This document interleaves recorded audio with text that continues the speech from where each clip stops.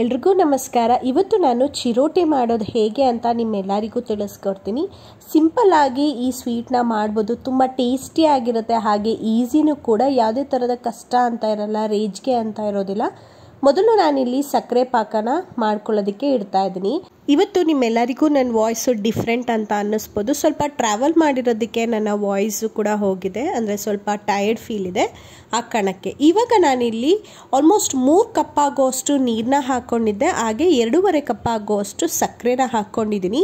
ಸಕ್ಕರೆ ಪಾಕ ನನಗೆ ಒಂದು ಮೀಡಿಯಮ್ ಆಗಿ ಬೇಕು. ತುಂಬ ಪಾಕ ನೀಟಾಗಿ ತೆಗೆಯೋ ಅವಶ್ಯಕತೆ ನನಗಿಲ್ಲ. ಅಂದರೆ ಜಸ್ಟ್ ಒಂದು ಪಾಕ ಇನ್ನೇನು ಸ್ಟಾರ್ಟ್ ಆಗಿದೆ, ಬರ್ತಾ ಇದೆ ಅನ್ನೋ ಒಂದು ಇದಿದ್ದಾಗಲೇ ನಾನು ಆಫ್ ಮಾಡ್ತೀನಿ. ನನಗೆ ಅಷ್ಟೇ ಬೇಕು. ಯಾಕಂದರೆ ಚಿರೋಟಿಗೆ ಕಂಪ್ಲೀಟ್ ಪಾಕ ಅವಶ್ಯಕತೆ ಇಲ್ಲ. ಯಾಕಂದರೆ ತುಂಬ ಗಟ್ಟಿ ಪಾಕ ತೆಗೆದ್ರೆ ಅದು ಹೀರ್ಕೊಳ್ಳೋಕ್ಕೂ ಕೂಡ ಕಷ್ಟ ಆಗುತ್ತೆ. ಅದಕ್ಕೆ ಒಂದು ಮೀಡಿಯಮ್ ಆಗಿ, ಈಗ ಜಾಮೂನ್ಗೆ ನಾವು ಮಾಡ್ತೀವಲ್ಲ ಅದಕ್ಕೂ ಒಂದು ಸ್ವಲ್ಪ ಜಾಸ್ತಿ ಪಾಕ ತೆಗಿಬೇಕು ಅಷ್ಟೇ, ತೀರಾ ಜಾಸ್ತಿ ಪಾಕನ ತೆಗಿಬಾರ್ದು.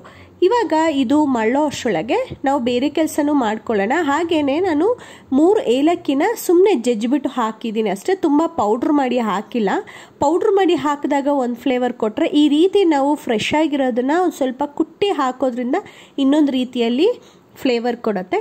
ಇದು ನೀಟಾಗಿ ಮಳ್ಳಬೇಕು. ನಾನು ಮೀಡಿಯಮ್ ಅಥವಾ ಲೋ ಫ್ಲೇಮಲ್ಲೇ ಕುಕ್ ಮಾಡೋದ್ರಿಂದ ಸ್ವಲ್ಪ ನಿಧಾನಕ್ಕೆ ಕುಕ್ ಆಗುತ್ತೆ, ಹಾಗೆ ನೀಟಾಗಿ ಕುಕ್ ಆಗುತ್ತೆ. ಅಷ್ಟರೊಳಗೆ ನಾನಿಲ್ಲಿ ಹುರ್ಗಡ್ಲೆನ ಪೌಡ್ರ್ ಮಾಡಿ ಇಟ್ಕೊತೀನಿ. ಚಿರೋಟಿಗೆ ನಾವು ಹುರ್ಗಡ್ಲೆ ಆಗಿರ್ಬೋದು ಅಥವಾ ಕೊಬ್ಬರಿ ಇರ್ಬೋದು, ಇದನ್ನೆಲ್ಲ ಮೇಲೆ ಉದುರಿಸೋದ್ರಿಂದ ತುಂಬ ಟೇಸ್ಟ್ ಬರುತ್ತೆ. ನಾನಿಲ್ಲಿ 1 ಕಪ್ ಆಗೋ ಅಷ್ಟು ಹುರ್ಗಡ್ಲೆನ ತೊಗೊಂಡಿದ್ದೀನಿ. ಬೇಕು ಅಂದರೆ ಪೌಡ್ರ್ ಮತ್ತೆ ಮಾಡ್ಕೊಳ್ಬಹುದು ಅಂತ ಹೇಳಿ, ಎಷ್ಟು ನನಗೀಗ ಸದ್ಯಕ್ಕೆ ಬೇಕು ಅನಿಸುತ್ತೋ ಅಷ್ಟನ್ನು ನಾನು ಫಸ್ಟು ಮಾಡಿ ಹಾಗೆ ಅದೇ ಒಂದು ಜಾರಲ್ಲೇ ಇಟ್ಕೋತೀನಿ. ಮತ್ತೆ ಬೇರೆ ಬಾಕ್ಸಿಗೆ ಹಾಕೋದು ಮತ್ತು ಅದು ಕೂಡ ತೊಳಿಬೇಕಾಗತ್ತೆ. ಹೇಗಿದ್ರು ಚಿರೋಟಿ ಮಾಡೋ ಅಷ್ಟರೊಳಗೆ ಇದು ಕೂಡ ಖಾಲಿ ಆಗಿಬಿಡುತ್ತೆ. ಅಷ್ಟರೊಳಗೆ ಒಂದು ಸತಿ ಪಾಕನ ಕೈಯಾಡ್ಕೊಳ್ಳೋಣ. ಪದೇ ಪದೇ ಕೈಯಾಡೋದ್ರಿಂದ ನೀಟಾಗಿ ಇರುತ್ತೆ, ಹಾಗೆ ಚೆನ್ನಾಗಿ ಬೇಯ್ಕೊಳ್ಳುತ್ತೆ. ಯಾವುದೇ ಅಡುಗೆ ಆಗಿರಲಿ ಪದೇ ಪದೇ ಕೈಯಾಡಿದ್ರೇ ನೀಟಾಗಿರುತ್ತೆ. ಸುಮ್ಮನೆ ಅದನ್ನು ಮರೆತು ಬೇರೆ ಕೆಲಸದಲ್ಲಿ ಮುಳುಗೋಗ್ಬಿಟ್ರೆ ಜಾಸ್ತಿ ಒತ್ತಾಯಿತು ಅಂದರೆ ಅದು ಒತ್ತೋ ಚಾನ್ಸಸ್ ಇರುತ್ತೆ. ಇದು ಪಾಕ ಆಗಿರೋದ್ರಿಂದ ಒತ್ತೋದಿಲ್ಲ, ಆದರೆ ಬೇರೆ ಅಡುಗೆಗಳನ್ನ ಮಾಡಬೇಕಾದ್ರೆ ಒತ್ತೋದೋ ಚಾನ್ಸಸ್ ಆಗಿಬಿಡುತ್ತೆ. ಸೊ ಆ ಪ್ರಾಕ್ಟೀಸ್ನ ಮಾಡ್ಕೋಬೇಕು ನಾವು ಯಾವಾಗಲೂ, ಪದೇ ಪದೇ ಲಿಡ್ನ ತೆಗೆದು ಕೈಯಾಡೋದನ್ನು. ಆವಾಗ ನಮಗೆ ನೆನಪಲ್ಲೂ ಕೂಡ ಇರುತ್ತೆ. ಇವಾಗ ನೋಡ್ತಿರ್ಬೋದು ಕೊಬ್ಬರಿ ತುರಿ. ಊರಲ್ಲಿ ಹಬ್ಬಕ್ಕೆ ಮಾಡಿದ್ರು, ಕೊಬ್ಬರಿ ತುರಿನ ರೆಡಿ ಮಾಡಿ ಇಟ್ಟಿದ್ರು, ಜಾಸ್ತಿನೇ ರೆಡಿ ಮಾಡಿ ಇಟ್ಟಿದ್ರು ಅಮ್ಮ. ಅದನ್ನು ನನಗೆ ಕೊಟ್ಟು ಕಳಿಸಿದ್ರು. ಅದನ್ನು ಕೂಡ ಎತ್ತಿಟ್ಕೊಂಡೆ ಫ್ರಿಜ್ಜಲ್ಲಿ ಇತ್ತದು. ಇಲ್ಲಾಂದರೆ ಬೂಸ್ ಬಂದುಬಿಡುತ್ತೆ ಆಚೆಗಡೆ ಇಟ್ಕೊಂಡ್ಬಿಟ್ರೆ. ಕೊಬ್ಬರಿ ಬಂದು ಎಣ್ಣೆ ಅಂಶ ಜಾಸ್ತಿ ಇರೋದ್ರಿಂದ ಹೊರಗಡೆ ಇಟ್ಟಾಗ ಅದು ತುರಿದಾಗ ಸ್ವಲ್ಪ ಸ್ಮೆಲ್ ಬಂದುಬಿಡುತ್ತೆ. ಆ ಕಾರಣಕ್ಕೆ ಫ್ರಿಜ್ಜಲ್ಲಿ ಇಟ್ಟಿದ್ದೆ. ಇವಾಗ ನಾನು ಚಿರೋಟಿ ರವೆನ ತೊಗೋತಾ ಇದ್ದೀನಿ. ಸ್ವಲ್ಪ ಹಳೇದು ಕೂಡ ಇತ್ತು, ಆ ಚಿರೋಟಿ ರವೆನ ಫಸ್ಟು ಬಳಸ್ಕೊಂಡೆ. ಹಾಗೆಯೇ ಇವಾಗ ಹೊಸ್ದಾಗೂ ಕೂಡ ತರಿಸಿದ್ದೆ, ಅದನ್ನು ಕೂಡ ಬಳಸ್ಕೊತಾ ಇದ್ದೀನಿ. 4 ಕಪ್ ಆಗೋಷ್ಟು ಚಿರೋಟಿ ರವೆನ ಹಾಕ್ಕೊಳ್ತಿದ್ದೀನಿ. ಇವಾಗ ನಾನು ಕರೆಕ್ಟಾಗಿ 1/4 ಕಪ್ ಆಗೋಷ್ಟು ಮೈದಾನ ಹಾಕ್ಕೊಳ್ತಿದ್ದೀನಿ. ಮೈದಾನ ಕಡಿಮೆನೂ ಹಾಕ್ಕೊಳ್ಬಹುದು, ಅಥವಾ ಜಾಸ್ತಿ ಹಾಕಿದ್ರೆ ಜಾಸ್ತಿ ನಾರ್ ಥರ ಆಗುತ್ತೆ. ಆದರೆ ಕಡಿಮೆ ಹಾಕ್ಕೊಳ್ಳಿ, ಇಲ್ಲಾಂದರೆ ಇದಕ್ಕೂ ಕಡಿಮೆ ಹಾಕ್ಕೊಳ್ಳಿ, ಅದೇ ಜಾಸ್ತಿ ಅಂತೂ ಹಾಕ್ಕೊಳ್ಬೇಡಿ. ಈ ರೀತಿ 4 ಕಪ್ಪಿಗೆ ಕರೆಕ್ಟಾಗಿ 3/4 ಕಪ್ ಆಗೋಷ್ಟು ಅಥವಾ ಅರ್ಧ ಕಪ್ ಆಗೋಷ್ಟು ಮೈದಾ ಹಿಟ್ಟನ್ನ ಹಾಕ್ಕೊಳ್ಬೇಕು. ಈಗ ನೋಡ್ಬೋದು ಸಕ್ಕರೆ ಎಲ್ಲ ನೀಟಾಗಿ ಕರಗಿದೆ. ಇವಾಗ ಪಾಕ ಆಗೋದಕ್ಕೆ ಸ್ಟಾರ್ಟ್ ಆಗುತ್ತೆ. ಒಂದ್ಸತಿ ನಾನು ಅದನ್ನು ಕೈಯಾಡಿಬಿಟ್ಟು ಮತ್ತೆ ಇವಾಗ ಚಿರೋಟಿ ರವೆನ ಕಲಿಸೋದಕ್ಕೆ ನೆಲದ ಮೇಲೆ ಕುತ್ಕೊಂಡಿದ್ದೀನಿ. ನನಗೆ ಏನೇ ಕಲಿಸೋದಿದ್ರೆ ನೆಲದ ಮೇಲೆ ಕುತ್ಕೊಂಡು ಮಾಡಿದ್ರೆ ಸ್ವಲ್ಪ ಕಂಫರ್ಟಬಲ್ ಅನಿಸುತ್ತೆ, ಸುಸ್ತಾಗೋದಿಲ್ಲ. ಇದಕ್ಕೆ ನಾನು 2 ಸ್ಪೂನ್ ಆಗೋಷ್ಟು ತುಪ್ಪನ ಹಾಕ್ಕೊಂಡಿದ್ದೀನಿ. ಸ್ವಲ್ಪ ಕ್ರಂಚಿಯಾಗೂ ಬರುತ್ತೆ, ಸ್ವಲ್ಪ ಸಾಫ್ಟಾಗೂ ಬರುತ್ತೆ ಆ ಕಾರಣಕ್ಕೆ. ಹಾಗೆ ಸ್ವಲ್ಪ ಸ್ವಲ್ಪ ನೀರನ್ನ ಹಾಕ್ಕೊಂಡು ನಾನು ನೀಟಾಗಿ ಮಿದ್ಕೋತಾ ಇದ್ದೀನಿ. ನಾನು ಯಾವ ರೀತಿ ಅಂದರೆ, ಈ ಚಪಾತಿ ಯಾವ ರೀತಿಯಲ್ಲಿ ನೀವು ಯಾವ ಒಂದು ಹದದಲ್ಲಿ ಕಲಿಸ್ಕೊತೀರೋ ಅದೇ ಒಂದು ಹದದಲ್ಲಿ ಕಲಿಸ್ಕೊಂಡು ಇದಕ್ಕೆ ಒಂದು ತಟ್ಟೆನ ಮುಚ್ಚಿ ಇಡ್ತೀನಿ. ಇವಾಗ ಆಲ್ಮೋಸ್ಟ್ ಆಫ್ ಮಾಡುವಂಥ ಸಮಯ. ಪಾಕ ಒಂದು ಸ್ವಲ್ಪ ಸ್ವಲ್ಪ ಬಂದಿದೆ ಅಂದರೆ ಇವಾಗ ನಾವು ಸೌಟಲ್ಲಿ ಉದುರಿಸಿದಾಗ ಸ್ವಲ್ಪ ಗಟ್ಟಿ ಬರಬೇಕಷ್ಟೇ, ನೀರು ಥರ ಉದುರಲೂಬಾರ್ದು, ಜಾಸ್ತಿ ಪಾಕನೂ ಬಂದಿರಬಾರ್ದು. ಆ ಒಂದು ಹದಕ್ಕೆ ನಾನು ಕಾಯಿಸಿ ಇಟ್ಕೋತೀನಿ. ಇವಾಗ ಒಂದು ಪ್ಯಾನ್ನ ಇಟ್ಕೋತಾ ಇದ್ದೀನಿ. ಈ ಒಂದು ಚಿರೋಟಿನ ಬೇಯಿಸ್ಬೇಕಲ್ವ, ಆ ಕಾರಣಕ್ಕೆ ಈ ಪ್ಯಾನಿಗೆ ನಾನು ಆಲ್ಮೋಸ್ಟ್ 3/4 ಲೀಟ್ರ್ ಆಗೋಷ್ಟು ಎಣ್ಣೆನ ಹಾಕೋತಾ ಇದ್ದೀನಿ. ಯೂಶ್ವಲಿ ಈ ಥರ ಜಾಸ್ತಿ ಕರಿಯೋ ಅಂಥದ್ದನ್ನೆಲ್ಲ ನಾನು ರಿಫೈಂಡ್ ಆಯಿಲ್ನ ಬಳಸ್ತೀನಿ. ಇನ್ನು ಮಿಕ್ಕಿದ್ದನ್ನೆಲ್ಲ ಗಾಣದಲ್ಲಿ ತಂದಿರ್ತೀನಲ್ವ ಅದನ್ನು ಬಳಸ್ತೀನಿ ಅಡುಗೆಗಾದರೆ.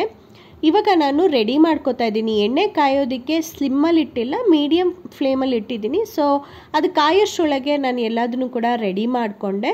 ಸೊ ನೀಟಾಗೆ ಮಾಡ್ಕೊತಾ ಹೋದರೆ ಹಾಗೆ ಅಡುಗೆ ಮನೆ ನೀಟಾಗಿರುತ್ತೆ. ಬರೀ ಸ್ಟವ್ ಮಾತ್ರ ಸ್ವಲ್ಪ ಎಣ್ಣೆ ಚೆಲ್ಲಿರುತ್ತೆ, ಆವಾಗ ನೀಟಾಗಿ ತೊಳ್ಕೊಬೋದು. ನಾವು ಬೇರೆ ಬೇರೆ ಕೆಲಸಗಳೆಲ್ಲ ಹಾಗಾಗೆ ಬಿಟ್ಬಿಟ್ರೆ ನೀಟಾಗಿರೋದಿಲ್ಲ. ಪಾತ್ರೆನೂ ಅಷ್ಟೇ ಎಲ್ಲ ನೀಟಾಗಿ ತೊಳೆದ್ಬಿಟ್ಟು ಏನೂ ಕೆಲಸ ಇಲ್ಲ ಅಂದಾಗೆ ನಾವು ಅಡಿಷ್ನಲ್ ಈ ಥರ ಬೇರೆ ತಿಂಡಿಗಳನ್ನ ಮಾಡಿದ್ರೆ ರೇಜ್ಗೆ ಅಂತ ಅನಿಸೋದಿಲ್ಲ, ಕಷ್ಟ ಅಂತಲೂ ಅನಿಸೋದಿಲ್ಲ. ಈಗ ನಾನು ಚಿರೋಟಿ ಏನು ಕಲಸಿಟ್ಟಿದ್ದೆ ಅಲ್ವಾ ರವೆನ, ಅದು ನೀಟಾಗಿ ಈ ರೀತಿ ಸಾಫ್ಟಾಗಿ ಆಗಿತ್ತು. ಇದನ್ನು ಸ್ವಲ್ಪ ಸ್ವಲ್ಪ ಉಂಡೆ ಆಗಿ ಈ ಪೂರಿ ಮಾಡ್ತೀರ ಅಲ್ವಾ ಆ ರೀತಿಯಲ್ಲಿ ನೀವು ಹರ್ಕೋಬೇಕು. ಆದರೆ ಪೂರಿಗೆ ಉಬ್ಬಬೇಕು ಅಂತ ಹೇಳಿ ಸ್ವಲ್ಪ ದಪ್ಪವಾಗಿ ನೀವು ಉಂಡೆನ ತಗೊಂಡು ಹರ್ಕೋತೀರ. ಆದರೆ ಇಲ್ಲಿ ಸ್ವಲ್ಪ ಚಿಕ್ಕದಾಗಿ ತಗೊಂಡು ತೆಳ್ಳದಾಗಿ ಹರ್ಕೋಬೇಕು. ಇದು ಸ್ವಲ್ಪ ಗಟ್ಟಿ ಗಟ್ಟಿ ಇದ್ರೇ ಚೆನ್ನಾಗಿರುತ್ತೆ, ಹಾಗೆ ಸಾಫ್ಟಾಗೂ ಇರಬೇಕು.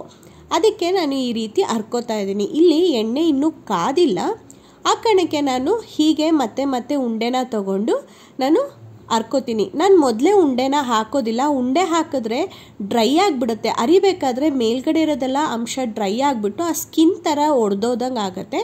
ಆ ಕಾರಣಕ್ಕೆ ನಾನು ಅವಾಗಲೇ ಉಂಡೆ ಮಾಡ್ಕೊಂಡು ಈ ಥರ ಚಿಕ್ಕದಾಗಿ ಮಿದ್ಕೊಂಡು ಎಣ್ಣೆ ಹಚ್ಕೊಂಡು ಅರಿತಿದ್ದೀನಿ. ನಾನು ಯಾಕೆ ಎಣ್ಣೆನ ಹಾಕ್ಕೊಂಡು ಅರಿತಿದ್ದೀನಿ ಅಂತ ಹೇಳಿದ್ರೆ, ಹಿಟ್ಟನ್ನ ಹಾಕ್ಕೊಂಡು ಕೂಡ ಅರಿಬೋದು, ಆದರೆ ಹಿಟ್ಟನ್ನು ಬಳಸ್ಕೊಂಡು ಹರಿಯೋದ್ರಿಂದ ನಾವು ಕರಿತೀವಿ ಅಲ್ವಾ ಎಣ್ಣೆಲಿ, ಆ ಹಿಟ್ಟೆಲ್ಲ ಪೌಡ್ರು ಉದುರುತ್ತೆ. ಹಾಗೆ ಎಣ್ಣೆನೂ ಕೂಡ ಒಂಥರ ಒತ್ತದಂಗೆ ಆಗಿರುತ್ತೆ, ಅಂದರೆ ಒತ್ತಿರೋ ಥರ ಇರುತ್ತೆ. ಪೌಡ್ರೆಲ್ಲ ಏನಾಗುತ್ತೆ ಕಾದು ಕಾದು ಒತ್ತಿರುತ್ತೆ, ಹಾಗೆಯೇ ಒಂಥರ ಎಣ್ಣೆ ಗಲೀಜಾದಂಗೆ ಆಗಿಬಿಡುತ್ತೆ. ಆ ಕಾರಣಕ್ಕೆ ನಾನು ಎಣ್ಣೆನೇ ಸ್ವಲ್ಪ ಹಾಗೆ ಕೈಯಲ್ಲಿ ತೊಗೊಂಡು ಅರಿತಿದ್ದೀನಿ. ಇವಾಗ ನೋಡ್ಬೋದು, ನಾನು ನಿಮಗೆ ತೋರ್ಸೋಕ್ಕೆ ಅಂತ ಹೇಳಿಬಿಟ್ಟು ಒಂದು 3-4 ಆಲ್ರೆಡಿ ಎಣ್ಣೆ ಕಾಯೋಷ್ಟರೊಳಗೆ ಅರ್ದಿಟ್ಕೊಂಡಿದ್ದೆ. ಹಾಗೆ ಇವಾಗ ಯಾವ ಥರ ಬೇಯಿಸೋದು, ಎಷ್ಟು ಹದದವರೆಗೂ ಬೇಯಿಸ್ಬೇಕಂತಲೂ ಕೂಡ ತೋರಿಸ್ತೀನಿ. ಈ ರೀತಿ ನಾವು ಎಣ್ಣೆಲಿ ಹಾಕಿ ಬೇಯಿಸ್ತಾ ಇರಬೇಕು. ಲೋ ಫ್ಲೇಮ್ ಅಥವಾ ಮೀಡಿಯಮ್ ಫ್ಲೇಮಲ್ಲೇ ಬೇಯಿಸಿ, ಏನು ತೊಂದರೆ ಇಲ್ಲ. ಆದರೆ ಪೂರಿ ಬೇಯಿಸ್ತೀವಲ್ವ ನಾವು, ಹೈ ಫ್ಲೇಮ್ ಕೊಟ್ಬಿಟ್ಟು ಊದೋ ಥರ ಮಾಡ್ತೀವಲ್ಲ, ಆ ಥರ ಮಾಡೋ ಅವಶ್ಯಕತೆ ಏನಿಲ್ಲ. ನೀಟಾಗೆ ಮೀಡಿಯಮ್ ಫ್ಲೇಮಲ್ಲಿ ಇಟ್ಕೊಂಡು ಈ ರೀತಿ ನಿಧಾನಕ್ಕೆ ನೀಟಾಗೆ ಬೇಯಿಸಬೇಕು. ನಾನು ಯಾವಾಗಲೂ ಅಷ್ಟೇ ಈ ರೀತಿ ಪಕ್ಕದಲ್ಲಿ ನಾನು ಜ್ಯೂಸ್ ಸೋಸೋ ಅಂಥದ್ದೇನಿರುತ್ತೆ ಸ್ಟ್ರೈನರ್, ಅದನ್ನು ಇಟ್ಕೋತೀನಿ. ಯಾಕಂದರೆ ಇದರಲ್ಲಿ ಸೋಸ್ಬಿಟ್ಟು ಮತ್ತೆ ಇದರೊಳಗಡೆ ಕೂಡ ಸೋದ್ಕೊಂಡ್ರೆ ನೀಟಾಗಿ ಎಣ್ಣೆ ಆ ಬೌಲಲ್ಲಿರುತ್ತೆ. ಆವಾಗ ಪದೇ ಪದೇ ನಾನು ಪ್ಯಾನ್ ಒಳಗಡೆ ಹಾಕೋತೀನಿ. ಅದಾದಮೇಲೆ ಇನ್ನೊಂದು ದಬ್ಬರಿಗೆ ಎತ್ತಿಟ್ಕೋತೀನಿ. ಬೇರೆ ಏನೇ ಎಣ್ಣೆಲಿ ಕರಿಯೋಂಥ ತಿಂಡಿಗಳನ್ನ ಮಾಡಿದ್ರೆ ನಾನು ಇದೇ ರೀತಿಯೇ ಮಾಡೋದು.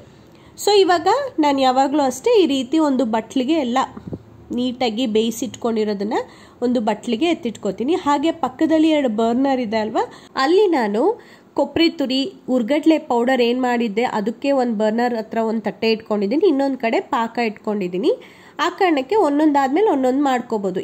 ಇದನ್ನು ನಾನು ಒಬ್ಬಳೇ ನೀಟಾಗಿ ಹರ್ಕೊಂಡು ಬೇಯಿಸ್ಕೋಬೋದು. ಅದೇ ಒಂದು ಸಮಯದಲ್ಲಿ ಹರ್ಕೊಂಡೇ ಕೂತಿರ್ಬೇಕು ಅಥವಾ ಬೇಯಿಸ್ಕೊಂಡೇ ಕೂತಿರ್ಬೇಕು ಅಂತ ಏನಿಲ್ಲ. ಇವಾಗ ನಾನು ನಿಮಗೆ ಒಂದು 4-5 ಏನು ನಾನು ಅರ್ದಿಟ್ಕೊಂಡಿದ್ದೀನಿ ಅದನ್ನು ನೀಟಾಗಿ ಈ ರೀತಿ ನೀವು ಬೇಯಿಸ್ಕೋಬೇಕು. ನಾನು ಸ್ವಲ್ಪ ಸಕ್ಕರೆನೂ ಕೂಡ ಹಾಕ್ಕೊಂಡಿದ್ದೆ ಹಿಟ್ಟನ್ನು ಬೇಯಿಸ್ಬೇಕಾದ್ರೆ. ಸ್ವಲ್ಪ ಸಕ್ಕರೆನ ಹಾಕ್ಕೊಂಡ್ರೆ ಒಂದು ಸ್ವಲ್ಪ ಕಲರ್ ಬರುತ್ತೆ, ಚೆನ್ನಾಗಿರುತ್ತೆ. ಅದನ್ನು ಕೂಡ ಹಾಕ್ಕೊಂಡು ನಿಮ್ಗೆ ಇಷ್ಟ ಆಯ್ತಂದರೆ ನೀವು ಹಾಕ್ಕೊಂಡು ಕಲಿಸ್ಕೋಬೋದು.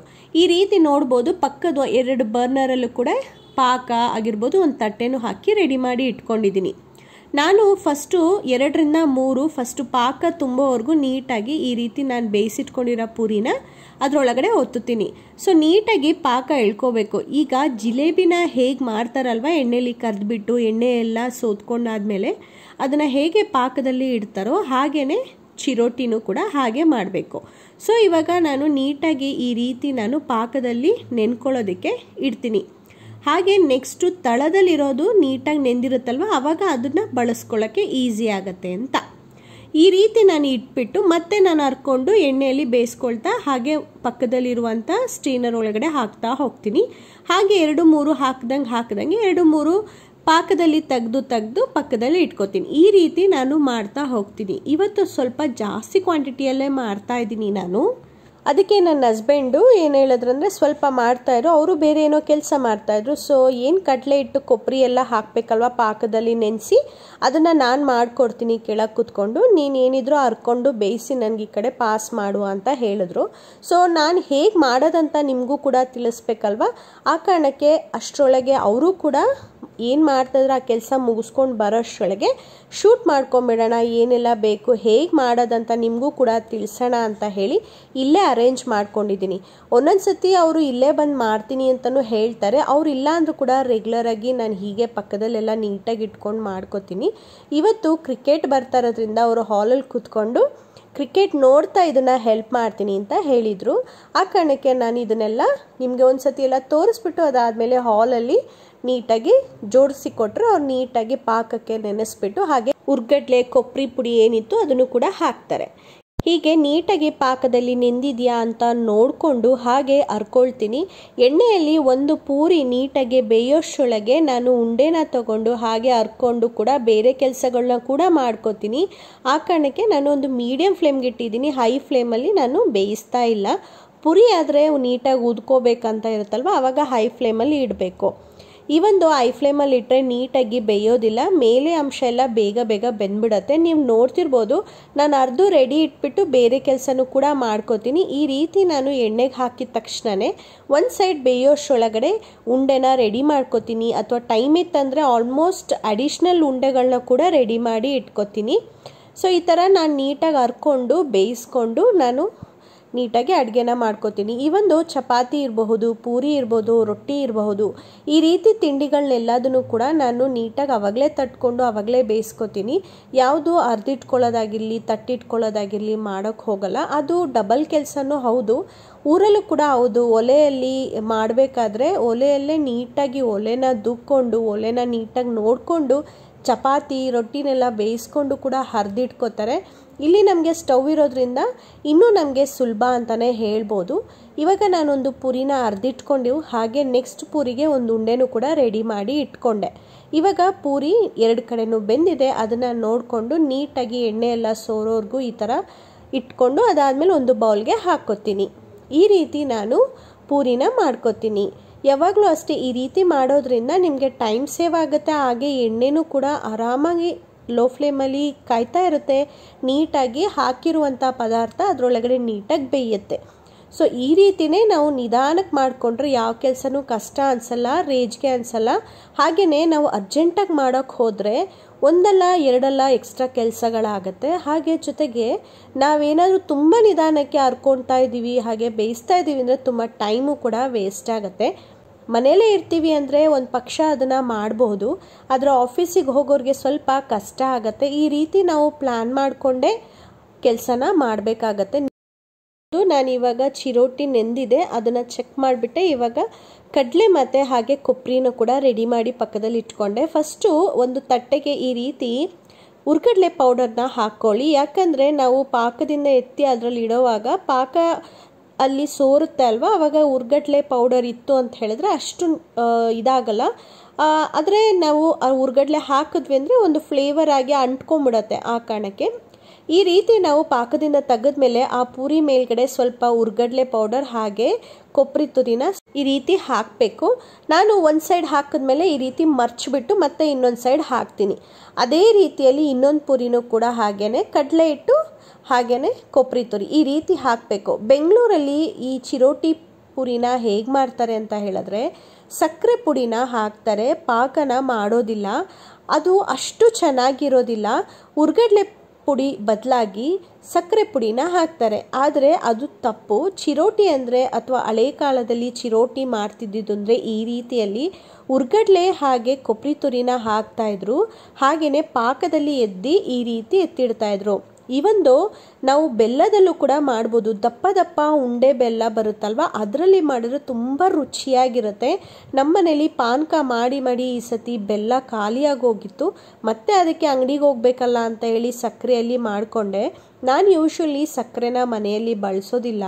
ಪ್ರತಿ ತಿಂಗಳು ನಾವು ರೇಷನ್ ತರುವಾಗ ಸಕ್ಕರೆ ಬಿಗ್ ಬಜಾರ್ಗೆಲ್ಲ ಹೋದಾಗ, ಅಂದರೆ ಇವಾಗ ರಿಲಯನ್ಸ್ ಬಜಾರ್ ಆಗಿದೆ, ಅಲ್ಲಿ ಹೋದಾಗ 2000 ಮೇಲಾದರೆ ಒಂದೊಂದು kg ಸಕ್ಕರೆನ ಫ್ರೀ ಕೊಡ್ತಾರೆ. ಅದು ಹಾಗೆ ಸ್ಟಾಕ್ ಇಟ್ಕೊಂಡಿದ್ದೆ, ಒಂದು 4 kg ಆಗೋಷ್ಟಿತ್ತು. ಊರಿಗೆ ತೊಗೊಂಡೋಗೋಣ, ಅಲ್ಲಿ ಬಳಸ್ತಾರೆ ಅಂತ ಇಟ್ಕೊಂಡಿದ್ದೆ. ಇವಾಗ ಪಾಕ ಮಾಡಬೇಕಿತ್ತು, ಬೆಲ್ಲನೂ ಖಾಲಿಯಾಗಿತ್ತು, ಮತ್ತೆ ಯಾರು ಅಂಗಡಿಗೆ ಹೋಗೋದು ಅಂತ ಹೇಳಿಬಿಟ್ಟು ಇವಾಗ ನಾನು ಇರೋವಂಥ ಸಕ್ಕರೆಯಲ್ಲೇ ಮಾಡಿಕೊಂಡೆ. ಬಟ್ ಬೆಲ್ಲದಲ್ಲಿ ಮಾಡಿದ್ರೂ ಕೂಡ ತುಂಬ ಚೆನ್ನಾಗಿರುತ್ತೆ. ಈ ರೀತಿ ನಾನು ಚಿರೋಟಿ ಏನು ಮಾಡಿಟ್ಕೊಂಡಿದ್ದೆ ಅದನ್ನು ಪಕ್ಕದ ತಟ್ಟೆಗೆ ಎತ್ತಿಟ್ಕೊಂಡು ಈ ರೀತಿ ಎರಡು ಕಡೆನೂ ಹುರ್ಗಡ್ಲೆ ಪೌಡರ್ ಹಾಗೆಯೇ ಕೊಬ್ಬರಿ ತುರಿನ ಹಾಕ್ಕೊಂಡು ಇಟ್ಕೋತೀನಿ. ಹಾಗೆಯೇ ಈ ಕಡೆ ಹರ್ಕೊಂಡು ಬೇಯಿಸ್ಕೊಳ್ತಾ ಈ ಒಂದು ಪಾಕದೊಳಗಡೆ 2 ತೆಗ್ದಿದ್ದೀನಲ್ವ, ಹಾಗೆ 2 ಬೇಯಿಸಿರುವಂಥ ಪೂರಿನೂ ಕೂಡ ಪಾಕದೊಳಗಡೆ ನೆನಾಕಿಟ್ಟಿದ್ದೆ.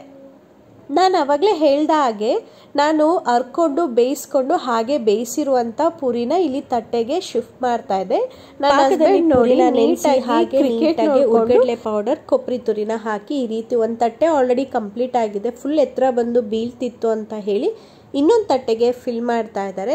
ಸೊ ಇದೆಲ್ಲ ಮುಗಿದ ಮೇಲೆ ನಾನು ನೀಟಾಗಿ ಒಂದು ದೊಡ್ಡ ದಬ್ರಿಯಲ್ಲಿ ನೀಟಾಗಿ ಜೋಡಿಸ್ಕೊತೀನಿ. ಯಾವುದೇ ಥರ ಬಾಕ್ಸಿಗೆ ಹಾಕಿ ಮುಚ್ಚಬೇಡಿ, ಆಮೇಲೆ ಸಾಫ್ಟ್ ಆಗಿಬಿಡುತ್ತೆ. ಇದೊಂದು ಸ್ವಲ್ಪ ಕ್ರಂಚಿಯಾಗಿ ಅಂದರೆ ಸ್ವಲ್ಪ ತಿನ್ನೋದಕ್ಕೆ ಚಟಪಟ ಈ ಥರ ಹಪ್ಪಳ ಇರುತ್ತಲ್ವ ಆ ರೀತಿಯಲ್ಲೂ ಇರಬೇಕು, ಸ್ವೀಟಲ್ಲೂ ಇರಬೇಕು, ತಿನ್ನಬೇಕಾದ್ರೆ ಸಾಫ್ಟಾಗೂ ಇರಬೇಕು.